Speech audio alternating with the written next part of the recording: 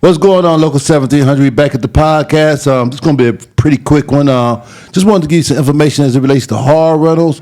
And then what's coming up in the next month or so as it relates to meetings going on down here, delegates, the delegate convention.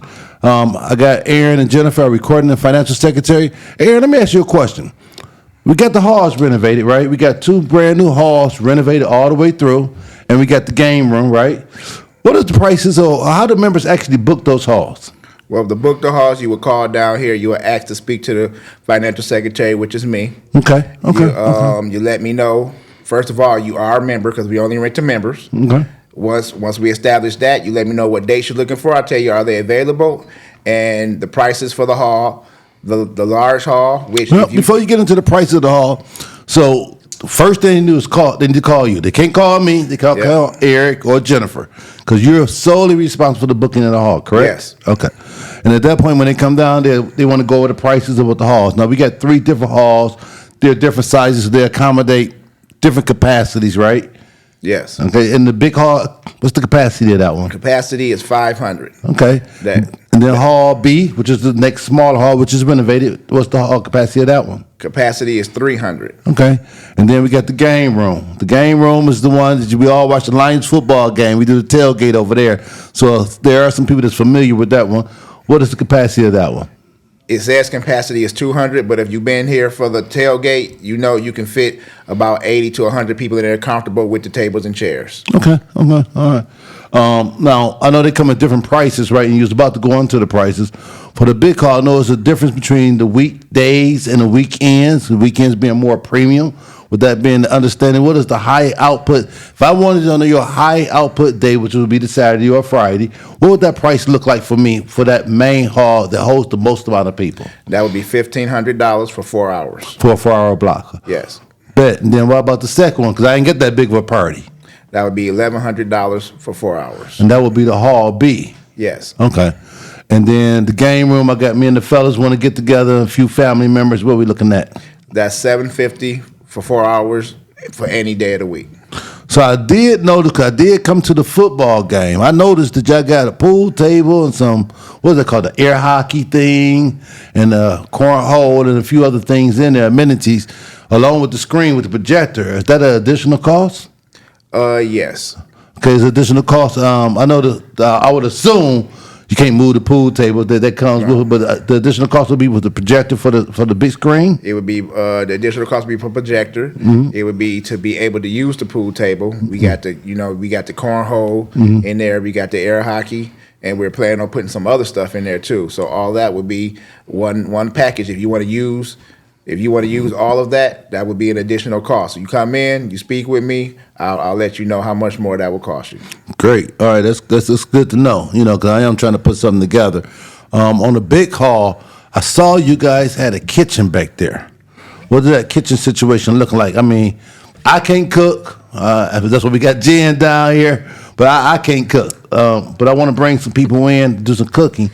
How do I facilitate that? And they are licensed. They are licensed caterers. So, hey, I want to hear that, hey, I'm going to burn the kitchen down. What does that look like? How did that situation work out? Well, if they are licensed caterers, then they would have to show me their proof of their license, their proof of their business, liability insurance, and that will come with a additional cost for them to be able to use the kitchen to cook, because we got a full commercial kitchen. If you haven't seen it, then you come take a look at it and you will understand what we're talking about. The stove, the fryers, the deep fryers, the refrigerator, the freezer. We got a full commercial kitchen. Any caterer would love to use it for whatever event you're planning. And is that for both Hall A, B, and the game room to have access to the kitchen if I paid the extra cost? No, because the kitchen is really closest to the main hall. And if you've been in this building, you know it's too far from Hall B to actually use it. So what do you got in Hall B that can accommodate my cooking needs then? Well, 'Cause I talked to Mike Spencer. Yeah, but I did talk to Mike Spencer, and he told me I got some chafers and some warming things, some hot lights or something like that you guys got. We got food warmers. We got like a kitchen area in Hall B. You got the refrigerator, you got the microwave, but we also got food warmers that we can move in there if you need them. That means you can bring in your food already prepared. You keep them in a warmer, keep it and pull it out as your guests show up. All right, all right. Well, look, in order to get this done, what do you recommend is the best way to book a date in advance that can assure I got the date? 'Cause I know a lot of people calling down there trying to book it up. Yep. Well, you can call and you can ask me if the date open. I can tell you if it's open, but that don't hold your date. Holding your date, you got to come and put 50% of your rent down to hold your date. Once you do that, your date is locked in, and you would just have to have the rest of your balance paid within two weeks of your event. But I'm also say this: it's also a $500 breakage and cleanage deposit that you will have to leave too before your event. But that is 100% refundable if at the end of your event there is nothing broken and everything is clean. And I will say I have yet to have to hold that back from anybody. Okay. My last question, then I want to move on to the next situation is Repass. I work at the plant. I'm a union member, and I lost a loved one that's in my immediate family. What is the rules? What is the pricing on that? Because, this is something that obviously we didn't predict or we didn't hope for, and I need to get a haul. And I'm a member. I expect my union to take care of me. You call if the date is available, then it will only cost you $250 for the repass, all in. All in. All in. My man. So what else you got going with you? What else you got? Well, I'm also want to speak to you about if you are owed lost time pay from the local. I just want to remind people that you got to fill out a voucher before you can get paid.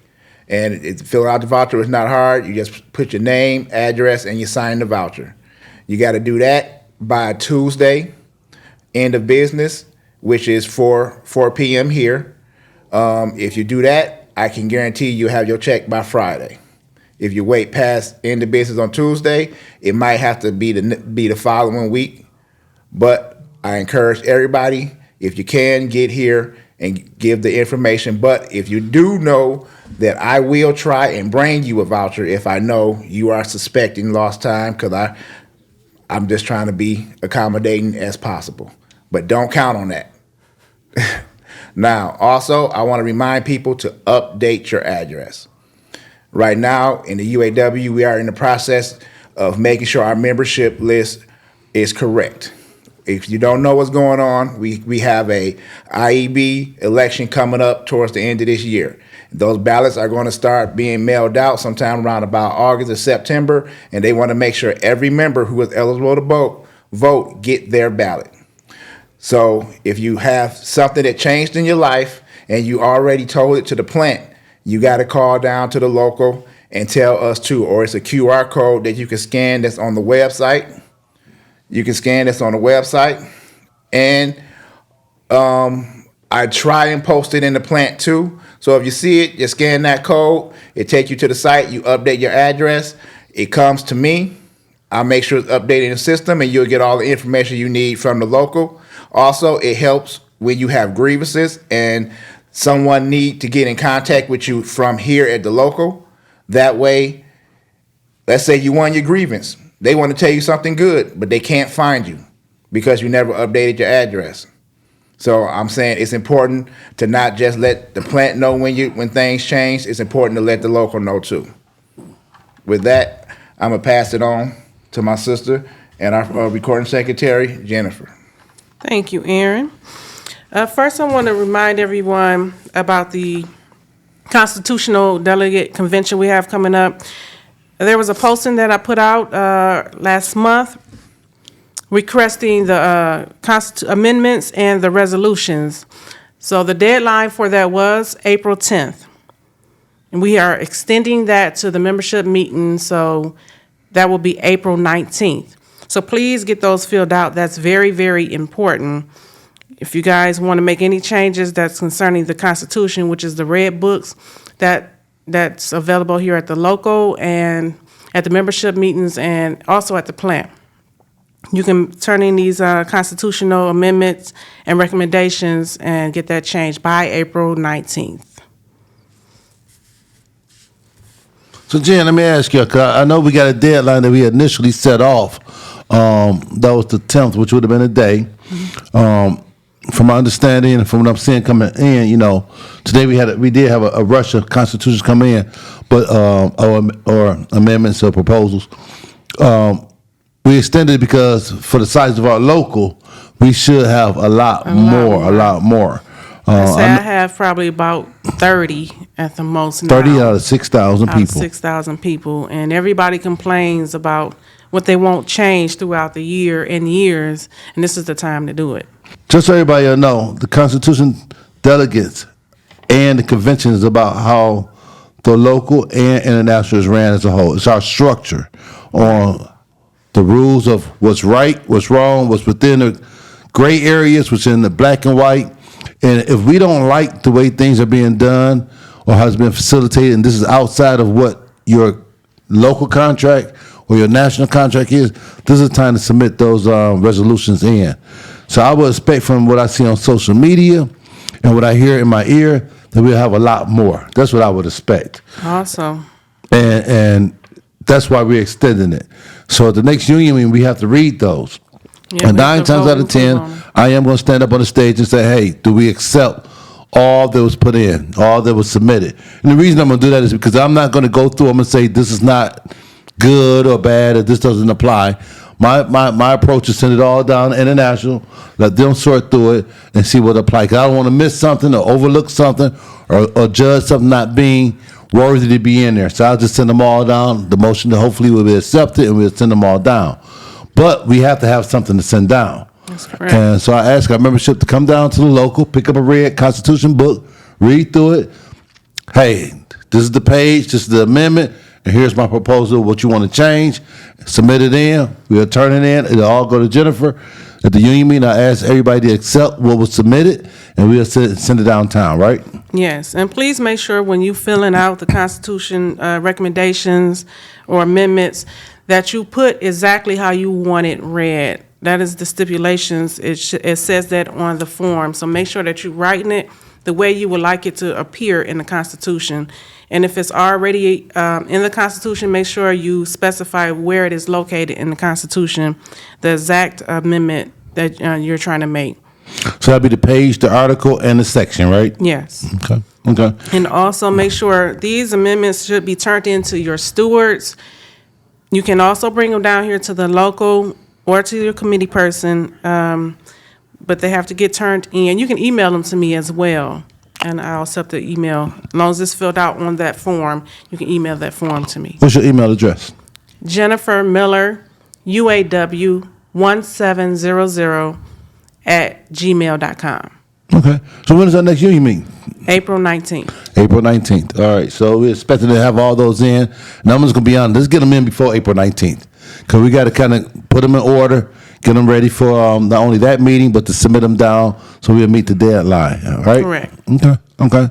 I do want to double back with Brother Aaron, our financial secretary, because there's one thing I didn't speak on. Right now, you're hearing us, you're seeing us on this podcast.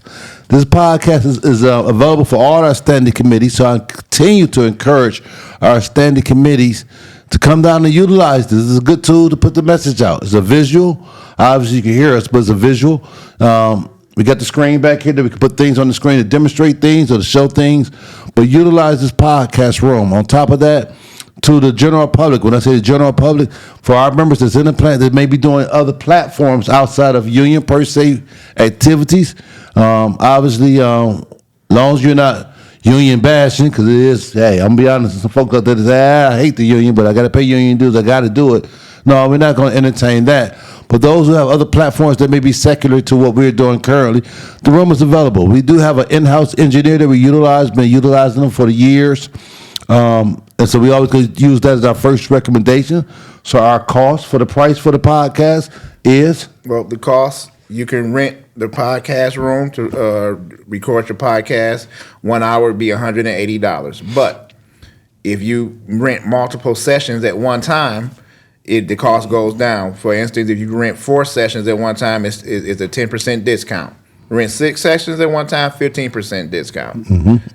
8 sessions, 20% discount, and 12 sessions, 25% discount. So if you got a regular podcast that you're looking for a new location, come check this out. I think it's a good room to do a podcast in. It's here available. But I also want to add what President Spencer already said. It's already available for any committee Any standing committee that wants to do something to help the benefit the membership. That also goes for any hall too, and the price for that is nothing. Yes, it's free. Yeah, it's free. Price for that, if you try to do something to benefit the membership and not charging them something, then the price for that is nothing. So if you look around the set, I know the set y'all been seeing for a nice little while, but it can be changed. It can be modified to fit your platform. But I know we got some podcasters out there. I know, because I've seen some, right? Hey, man, give us a play. Come on down here. And if you do have a different engineer that you want to use, make sure you mention that up front. Like I said, we do have an in-house engineer. And let's make this local pop. Let's make this local be number one down here. With that being said, you got anything, guys, y'all want to add? Yes, Jen? I have a couple more. As we were speaking on the resolutions, just to make sure you all know that we are having a election for the Constitutional Convention delegates. For our local, we have 9 delegates and 5 alternates for the 39th UAW Constitutional Convention. And the sign-up dates is Friday, April 17th, from 9 a.m. to 4 p.m., Monday, April 20th, from 9 a.m. to 4 p.m., with the lottery drawing held immediately after on April 20th at 4 p.m. Then the delegate election will be held Thursday, May 7th, from 5 a.m. to Friday, May 8th, 8 a.m. Retirees' time is Thursday, May 7th, from 9 a.m. to 5 p.m. only. So please make sure if you plan on running for a delegate to come and sign up Friday, April 17th, Monday, April 20th. All right, we're going to close this one out, but I do want to say one thing that we didn't touch on real quick. Got one more after that. You got one more? Go ahead. Knock yourself. Also, the same time frame, we will be holding a election for Caravan second shift steward and HPC third shift steward. Their sign up will be Friday, April 17th and Monday, April 20th as well, from 9 a.m. to 4 p.m. with the lottery drawing at 4 p.m. as well. And the election for that will also be Thursday, May 7th through Friday, May 8th, from 5 a.m. to 8 a.m. Well, that's the one I was going to jump on. So we had for a lot of members were probably asking questions. We had a strike vote done yesterday. Mm-hmm. It ran 24 hours. Most of our elections do run 24 hours, and it was whether or not there was authorization to strike HPC and Caravan if necessary. They are in the midst of contract talks currently right now. And what we need just is a standard protocol that we go through a process of if when you're there at the bargaining table, international, and they're unable to get a resolution and they feel like there's a need to strike, they need the permission from the memberships to strike. Correct, yeah. So that didn't involve GA, Trim, North Potty, and all that. It was solely for HPC and Caravan. Now here's the caveat to that. In the event they do strike, we, as Local 1700, will not cross their strike lines. Why? Because HPC and Caravan are part of Local 1700. They are our union brothers and sisters. Yeah. So we will not cross their strike lines. Now, how does that play out for the rest of us? Hey, well, okay, do we go on strike? Do we get laid off? What happens? Ultimately, no, we will not be striking, but we will not be crossing their strike lines. We'll be placed on layoff status if it comes to that point, or injunction where we get there. Hopefully they can resolve their contract issues so we won't get there.